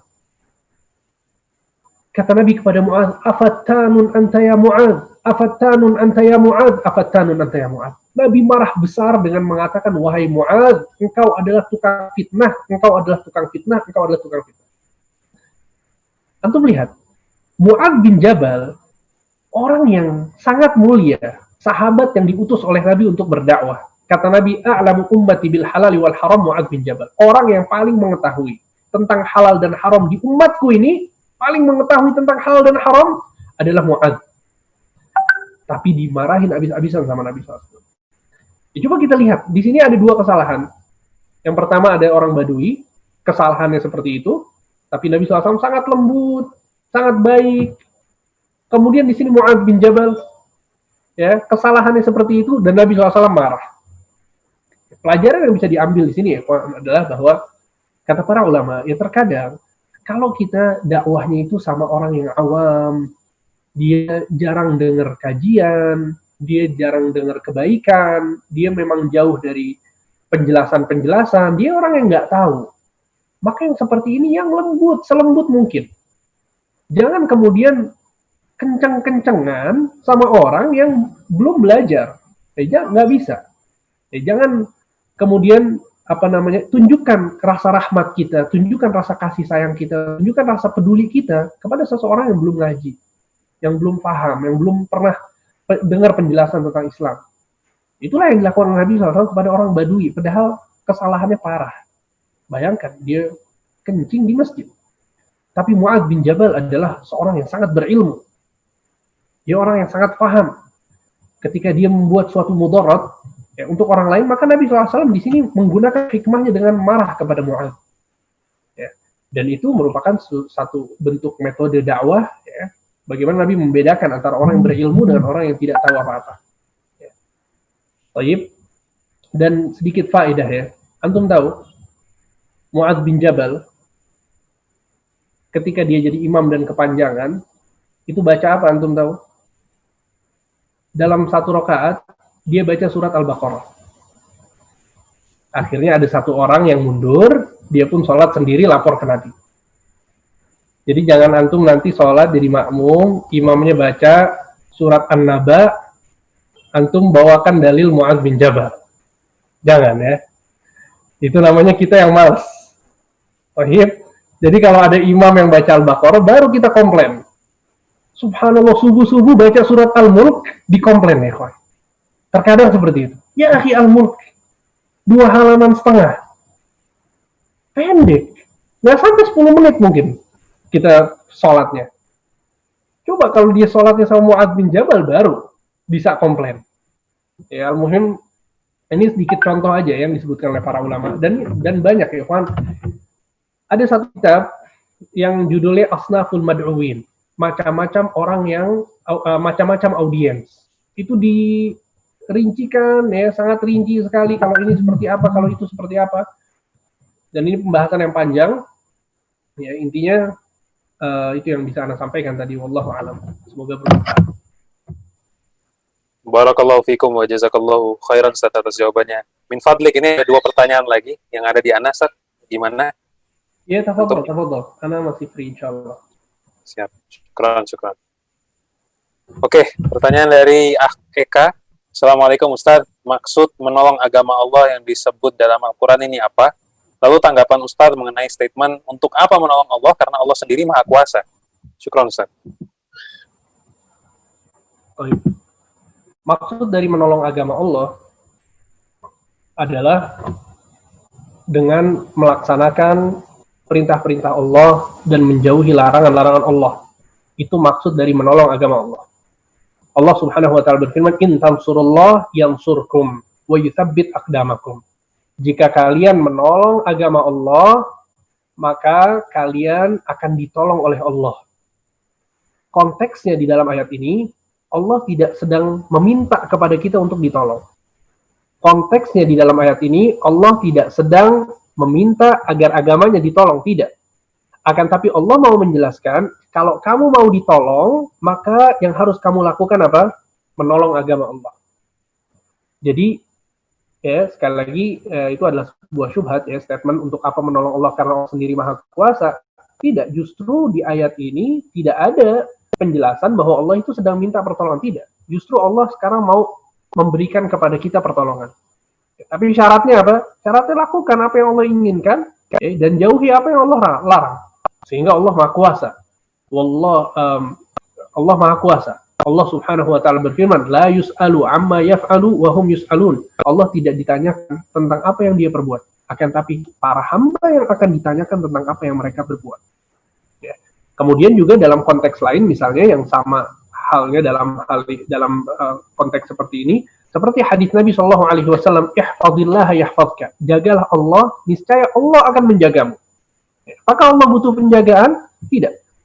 Kata para ulama, seluruh ulama, Ibnu Rajab Al-Hambali mengatakan ijma para ulama, kesepakatan para ulama, bahwa maksud dari menjaga Allah di sini adalah menjaga agama Allah. Dan maksud dari menjaga agama Allah adalah dengan menjalankan perintah-perintahnya dan menjauhi larangan-larangan. Dan sama konteksnya ternyata ketika Allah mengatakan jagalah Allah, niscaya Allah akan menjagamu. Ya, bukan berarti Allah sekarang sedang meminta penjagaan, tapi Allah sedang menawarkan penjagaannya kepada hamba. Ya. Kalau kalian mau dijaga, syaratnya adalah lakukan apa yang diperintah dan jauhi apa yang dilarang. Wallahu a'lam. Baik, jazakallahu khairan atas jawabannya Ustaz. Pertanyaan terakhir yang masuk ke Ana. Ini pertanyaan titipan. Assalamualaikum Ustaz. Bagaimana hukumnya meremehkan dosa-dosa, baik dosa besar maupun dosa kecil yang sudah jelas dalilnya, dengan tetap melakukan perbuatan tersebut? Contoh dari dosa yang dimaksud di sini yang benar-benar jelas, seperti minuman keras, kemudian transaksi riba misalnya. Dan kemudian bagaimana sebaiknya cara mendakwahi orang-orang yang melakukan hal tersebut?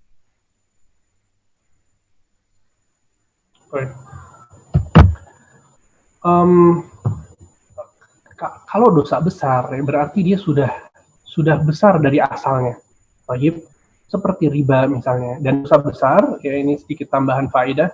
Dosa besar adalah dosa-dosa yang di situ ada ancaman neraka, ya, ada ancaman neraka atau siksa di dunia, ya, seperti hukuman di dunia, seperti zina misalnya, ada hukuman cambuk di sana untuk yang masih belum nikah. Yang sudah nikah ada hukuman apa? Rajam. Kemudian untuk minum khamr ada hukuman cambuk, ya. Maka itu kan dikategorikan dosa besar karena ada hukuman di dunia.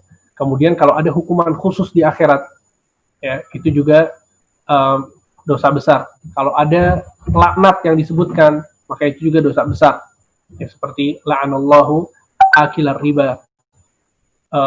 Allah melaknat orang yang la'ana Rasulullah SAW akilar riba. Rasulullah SAW melaknat orang yang makan dari hasil riba, ya, maka itu merupakan dosa besar. Ya, kalau dosa besar dan kemudian dia meremehkannya, maka ini musibah di atas musibah.